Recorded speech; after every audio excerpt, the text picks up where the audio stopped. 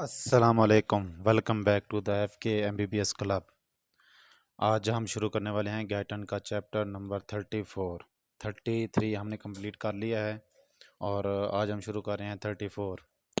इसमें हम पढ़ेंगे WBC और उसकी हर एक टाइप को हम एक्सप्लेनेशन से पढ़ेंगे। उसके बाद पढ़ेंगे phagocytosis, reticulo endothelial system, inflammation और ल्यूकीमिया और ल्यूकोपिनिया। ये टॉपिक है मैं इस चैप्टर में और हम यही इनकी मैं वीडियो बनाऊंगा और यही टॉपिक इस चैप्टर में है मैं और मैं इनको एक्सप्लेनेशन से पढ़ाऊंगा। तो आओ चलो शुरू करते हैं। WBC वाइट ब्लड सेल क्या हैं? ये WBCs are the mobile unit of the body protective system.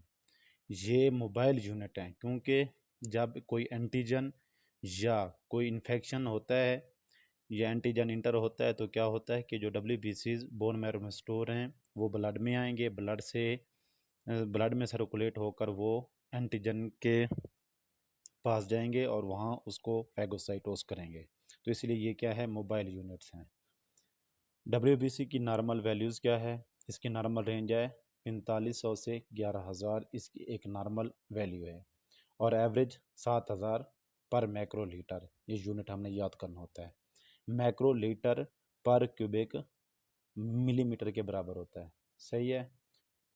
उसके बाद ये जो WBCs हैं ये दो तरीके से हमारे बॉडी को प्रोटेक्ट करते हैं। There are two ways to protect the body against the antigen.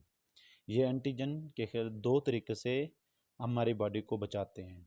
किस तरह से? एक फैगोसाइटोस करके, दूसरा फार्मिंग द एंटीबॉडीज। ये हमारे लिम्फोसाइट करते हैं और फैगोसाइटोसिस न्यूट्रोफिल और मैक्रोफेज करते हैं। मैक्रोफेज का दूसरा नाम मोनोसाइट है। WBC को हम डिवाइड करते हैं दो कैटेगरी में, ग्रेनुलोसाइट और एग्रेनुलोसाइट। जो ग्रेनुलोसाइट है इसको हम ग्रेनुलोसाइट क्यों कहते हैं? Due to the granular appearance, इसके ऊपर ग्रेन्यूल प्रेजेंट होते हैं और ये के सारे जो ग्रेन्यूल्स हैं वो पॉलीमॉर्फोन्यूक्लियर हैं।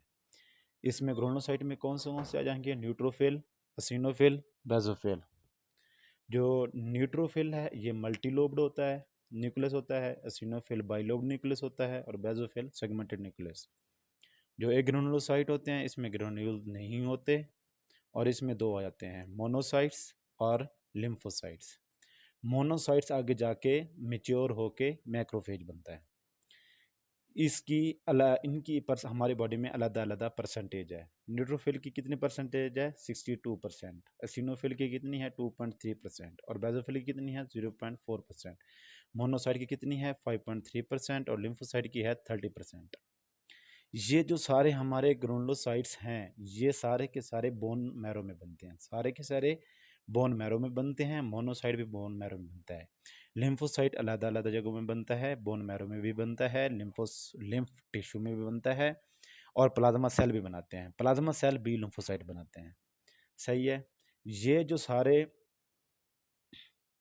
हमारे हैं ये फॉर्म होते हैं बोन मैरो में। These are formed in bone marrow and stored in bone marrow. और ये बोन मैरो इनको स्टोर भी करता है। कब तक ये स्टोर करता है? Until they are needed in a circulatory system.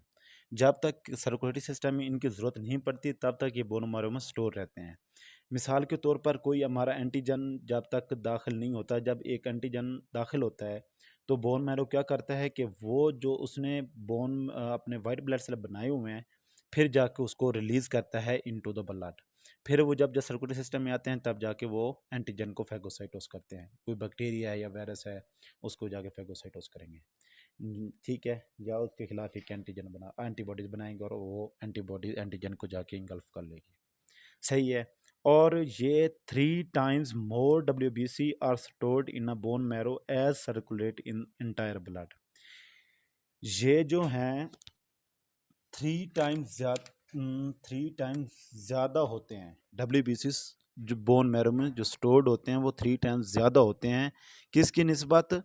जो हमारे पूरे ब्लड में जो WBC सर्कुलेट कर रहे हैं उसमें उनकी तादाद के अगर हम कंपेयर करें तो 3 टाइम्स हमारा बोन मैरो ज़्यादा स्टोर करता है ताकि जब ज़रूरत पड़े तो वो ज़्यादा से ज़्यादा उसको रिलीज़ कर सके।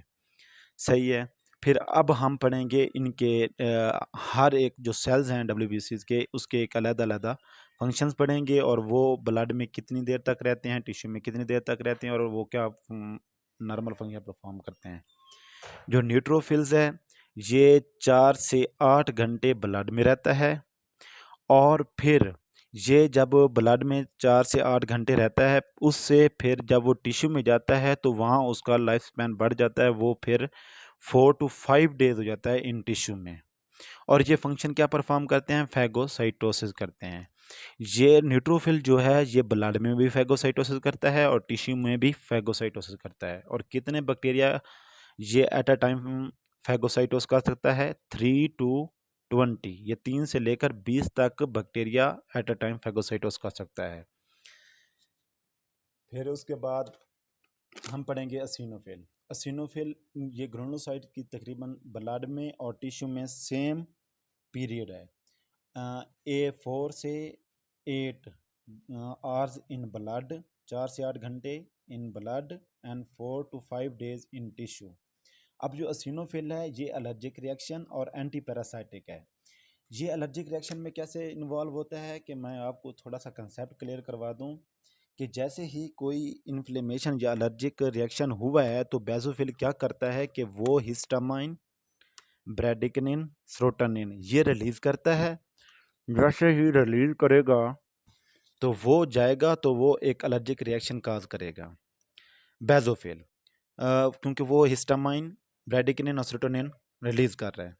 जैसे वो रिलीज करेंगे वो तो एलर्जिक रिएक्शन काज करेंगे और उस फौरन उसके बाद बेसोफिल क्या करेगा कि वो एक एसिनोफिल कीमोटैक्टिक फैक्टर रिलीज करेगा। वो जाके एसिनोफिल को माइग्रेट करेगा टूवर्ड द इन्फ्लेमेशन और वो जाके एलर्जिक रिएक्शन को कम करेगा।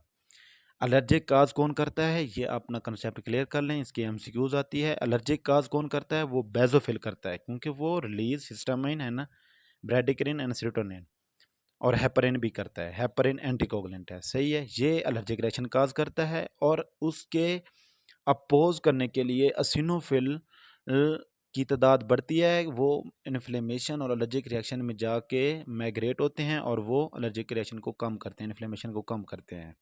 क्योंकि बेसोफिल एक केमिकल रिलीज करता है जिसे हम कहते हैं एसिनोफिल कीमोटैक्टिक फैक्टर, वो जाके एसिनोफिल को माइग्रेट करवाएगा टूवर्ड एलर्जिक रिएक्शन, सही है। और जब किसी इंसान को एलर्जिक रिएक्शन होगा तो जब हम उससे ब्लड टेस्ट करवाएंगे तो उसका एसिनोफिल बड़ा हुआ होगा, एसिनोफिल की तादाद बड़ी होगी जब किसी पेशेंट को एलर्जिक रिएक्शन होगा।